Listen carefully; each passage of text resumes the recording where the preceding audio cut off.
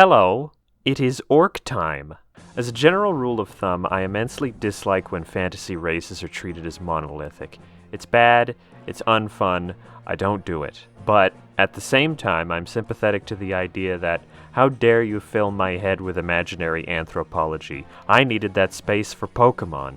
In an effort to satisfy these conflicting problems, I have borrowed a character design theory from both The Legend of Zelda and the United States Immigration and Customs Enforcement Agency and color-coded my orcs. My orcs come in 5 different colors: brown, red, black, blue, and green. We will cover them now. Brown orcs are the standard garden variety orc. Plumpy, dumpy, with a very satisfied domestic pig-like demeanor. Natural farmers, they're completely content to grow tubers, slop down their fat wives, and just take it easy.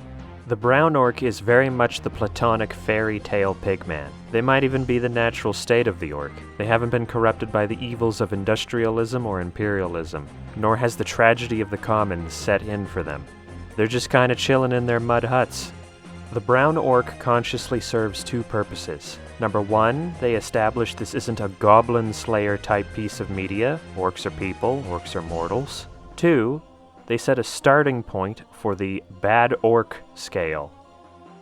Red orcs are your hunters, your raiders, your wolf riders, and your nomadic orc. Red orcs are more pointed, more bristly, more lean and muscular. Red orcs have a wild boar-like appearance to them that makes them look really cool and angular. The red orc isn't evil per se, but they are very driven, invasive, predatory, and this makes them antagonistic. If orcs embody the qualities of men and pigs, the red orc embodies the ravenous desire to constantly be on the move, to pillage, to swell into an unstoppable horde, and to commodify cattle. Everybody has room for savage orcs, and I'm not the exception.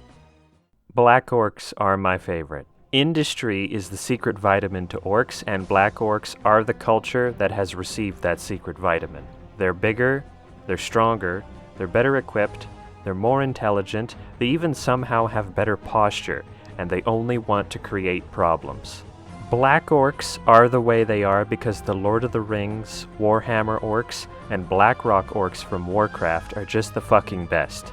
There is simply no better aesthetic than a bunch of pigmen who've become so completely obsessed with rooting around in the mud, mining, smithing, making things that burn and smoke, that it triggers a literal epigenetic response and they become invasive and physically sooty like peppered moths. Black orcs are bad guys. They are making the world worse, but they're ghibli bad guys, grinning from tusk to ear and having a great time about it. Black orcs are evil for material reasons though. War, pollution, famine, fascism. But their greatest evil is that they're a cognitohazard to other orcs.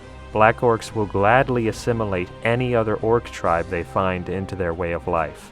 I'm also a huge black orc rights advocate because in a world where orcs frequently exist in media only to be minions or lackeys of other evil guys, I find it extremely gratifying when the orcs are the authors of their own campaign.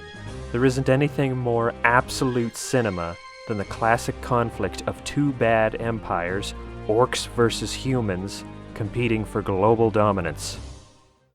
The blue orc is the twisted pig living in the Victorian England sewers eating shit and going insane. Not all orcs have the luxury of living up top on the surface world where the sun shines in their sweet potatoes and fat wives. Some orcs have to live in tunnels underground where they eat nothing but mushrooms and scrounge about in complete darkness. I don't actually have anything brilliant or sophisticated to say about blue orcs. They're just a bunch of pathetic pigs turned wretched troglodyte from being introduced into an alien environment, doing everything they can to persist. Or maybe this is the natural state of the orc. Maybe I lied earlier and this is where orcs come from, and the one on the surface is the fat deviant.